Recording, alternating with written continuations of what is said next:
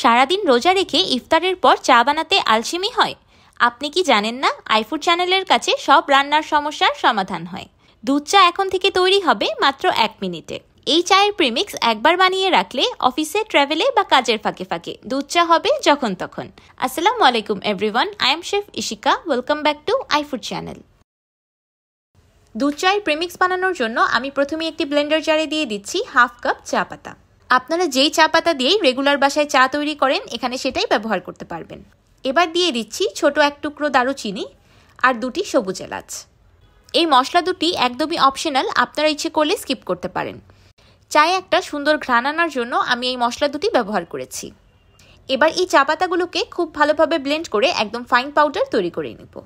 দেখতেই পারছেন চা পাতাগুলো খুব ভালোভাবে ব্লেন্ড হয়ে একটা ফাইন পাউডার তৈরি হয়ে গিয়েছে। আপনারাও চেষ্টা করবেন চা পাতার একদম ফাইন পাউডার তৈরি করে নেওয়ার। আপনাদের হাতের কাছে যদি ব্লেন্ডার জার অ্যাভেলেবেল না থাকে তাহলে কোনো সমস্যা নেই, আপনারা এটাকে শিলপাটায় বেটেও তৈরি করতে পারবেন। এবার এই ব্লেন্ড করা চা পাতাটাকে সাইডে রেখে দিচ্ছি। এবার আবারও একটি ব্লেন্ডার জারে দিয়ে দিলাম 1/2 কাপ গুঁড়া দুধ আর 1/2 কাপ চিনি। এবার এই দুটিকেও একসাথে খুব ভালোভাবে ব্লেন্ড করে একটা ফাইন পাউডার তৈরি করে নিব। আমি এখানে চিনিটা আমার স্বাদ অনুযায়ী ব্যবহার করেছি, আপনারা ইচ্ছে করলে চিনির পরিমাণটা আরেকটু বাড়িয়ে বা কমিয়েও দিতে পারবেন। চিনি আর গুঁড়া দুধ একসাথে খুব ভালোভাবে ব্লেন্ড হয়ে একটা সুন্দর পাউডার তৈরি হয়ে গিয়েছে।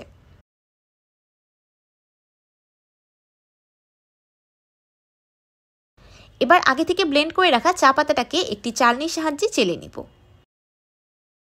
দেখতেই পারছেন চা পাতার পাউডারটাকে ছেঁকে নেওয়ার পর অবশিষ্ট কতগুলো গুঁড়ো বের হয়েছে, এগুলোকে ফেলে দিব। এবার চা পাতার পাউডারে দিয়ে দিচ্ছি চিনি আর গুঁড়া দুধের পাউডার। এবার একটি স্প্যাচুলার সাহায্যে সবকিছু একসাথে খুব ভালোভাবে মিশিয়ে নিব। ব্যাস তৈরি হয়ে গেল ইনস্ট্যান্ট চায়ের প্রিমিক্স। যে কোনো এয়ারটাইট কন্টেইনারে করে আপনারা এই চায়ের প্রিমিক্সটাকে স্টোর করতে পারবেন 6 মাসের মতো। তাই এই রমজানের প্রিপারেশনে কিন্তু আপনারা এই চায়ের প্রিমিক্সটাকে অবশ্যই তৈরি করবেন আর সারা রমজান মাস জুড়ে দুধ চা উপভোগ করবেন। এই চায়ের প্রিমিক্স দিয়ে চা বানাতে আর কিছুই লাগবে না, শুধু গরম পানি যথেষ্ট।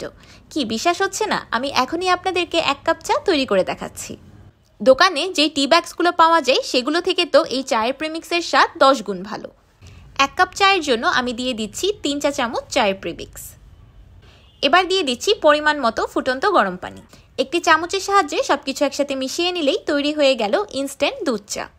সারাদিন রোজা রেখে ইফতারের পর চা বানানোটা আসলেই খুব কষ্টকর।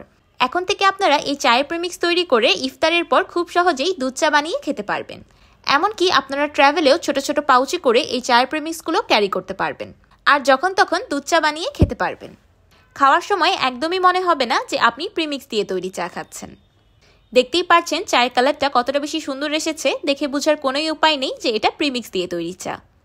আমার আজকের এই চায়ের প্রিমিক্সের রেসিপিটি আপনাদের কাছে কেমন লাগলো আমাকে অবশ্যই কমেন্ট করে জানাবেন। ভিডিওটি ভালো লাগলে একটি লাইক দিবেন আর আমার চ্যানেল সাবস্ক্রাইব করে আমার চ্যানেলের পাশেই থাকবেন। আল্লাহ হাফেজ।